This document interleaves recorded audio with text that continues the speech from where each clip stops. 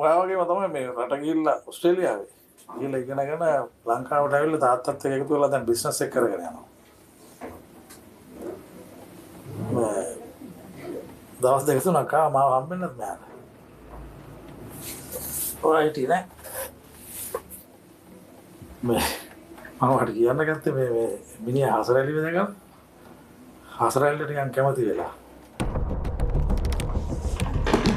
එමුකටද හසරැල්ලට ඌ කැමති වෙන්නේ? නෑ ඉතින් ඒ ළමයා ඉන්න විදිහට ඉතින් ඔයාම කියන්නේ ඔය මේ දක්ෂයි ලස්සනයි හරි හොඳයි අහිංසකයි ආවේ කියන ඉතින් එහෙම ළමයෙකුට පුතා ඉතින් හරියන එකත් හොඳයිනේ අපිත් ඒකට උදව් කරන්න වෙයි.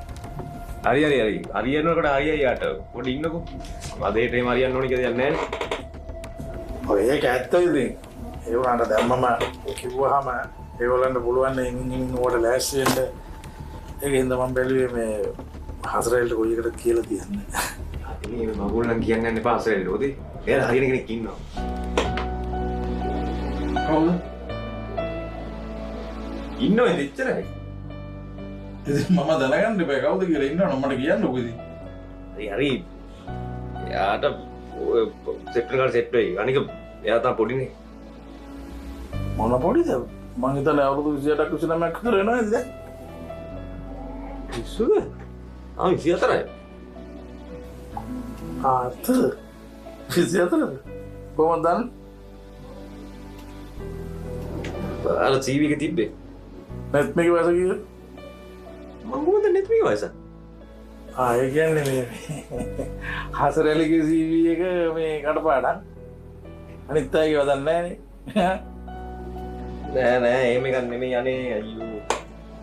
දැන් ඔය හසරැලිගේ CV එක දවසට කීපාරක් බලමු. තාත්ති මේ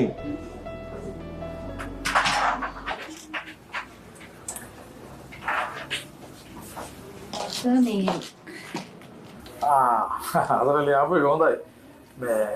මම මේ යෝජනාවක් තිබුණා. නෑ හසරලි මේ ඔයා යන්න මේ පස්සෙන් අපි පොඩි මීටින් එකක් මයිතාත්. මොකද්ද සර්? නෑ හසරැලිට මේ නෑ මොකුත් නෑ හසරලි. ඔයා අපි පොඩි කතාවක් වෙයි තාත්තේ අර මේ කොමුන් නෙමෙයි මේ අපි අර අවුරුදු වලට මේ මොකක්ද අපි කරනවා කියන්නේ මං යන්නම් ඊනම් සර්.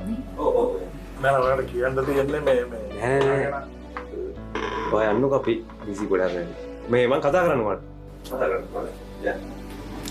මං එනම් යන්නම් සර්.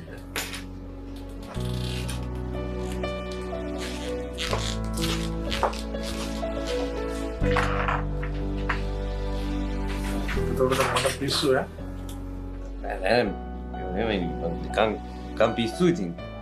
මට නිකම් පිස්සු.